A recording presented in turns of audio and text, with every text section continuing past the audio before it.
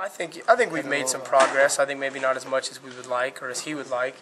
I think through working with Coach, I think you guys know, he's a demanding guy and he wants to see improvement, and he wants to push us to be as good as we can be. And if he says we're not improving at the rate we should, then that's he knows what he's talking about. I think maybe you got some guys coming in, some new guys, maybe even some older guys who hit that wall, middle of spring practice. Starts to wear on you a little bit, your body starts to wear down, and then you might start to get a little tired and start feeling sorry for yourself, and then that kind of affects the practice in a negative way. I think we have made some progress, maybe not as much as we would like, but we're making some headway.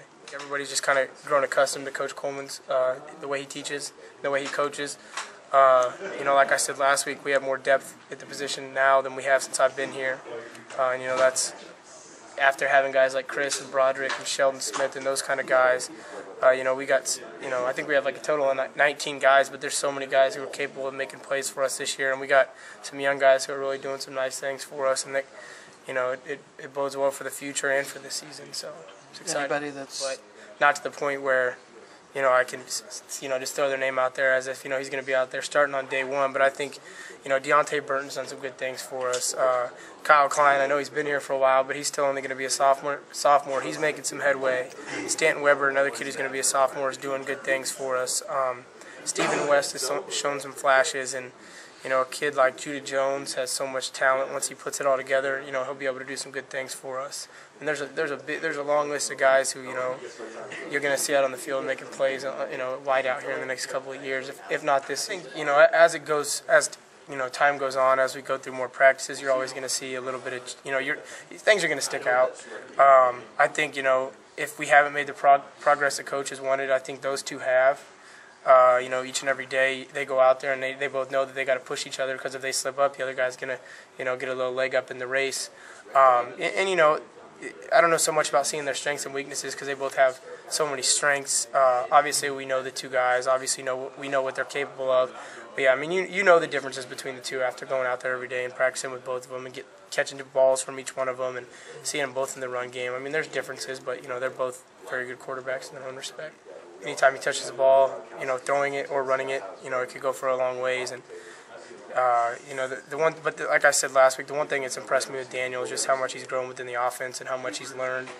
And, he's really a guy who, if you asked me last fall, could you see him lining up under center and leading a team? I might have been a little bit questionable about it, but if you ask me now, it'd be a definite yes, just because of how much he's matured and how much he's learned in the offense. That's one big thing with Daniel.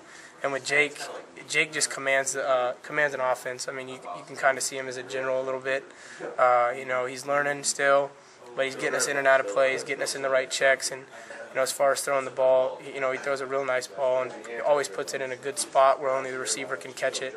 And, like I said and Tyler said last week, he's an anticipator, and he sees things before they happen. He sees things develop, and that's big, especially as a receiver, because you're coming out of breaks and the ball's on you. At first, it was a little bit different, yeah. Him and Coach Smith are off the field are pretty similar. Real, laid back, good guys. Real easy to get along with. But Coach Smith was a little more lax in his coaching ways, which isn't a bad thing at all. But we had, grown so accustomed to that from being with him for so long.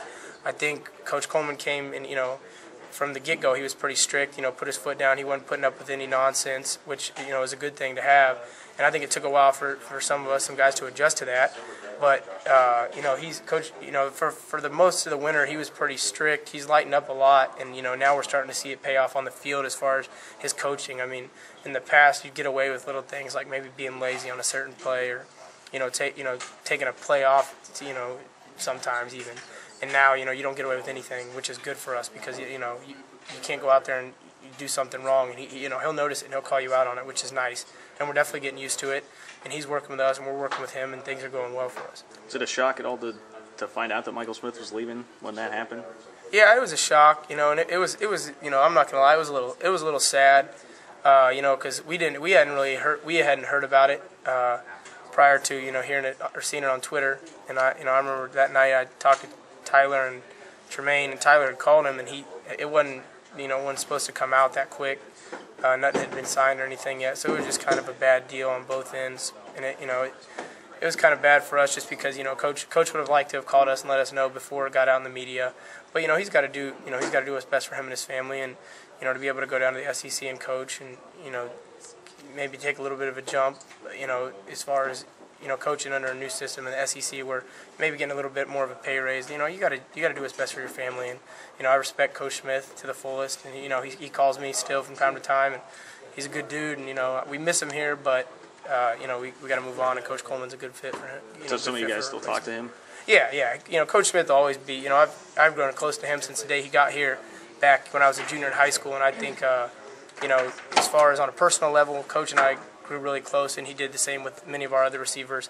And I'll probably talk to him once or twice a month, for as long as I'm around and he's around, just because that's the kind of guy he is. He's a real good guy, and he's a friend just as much as he was a coach.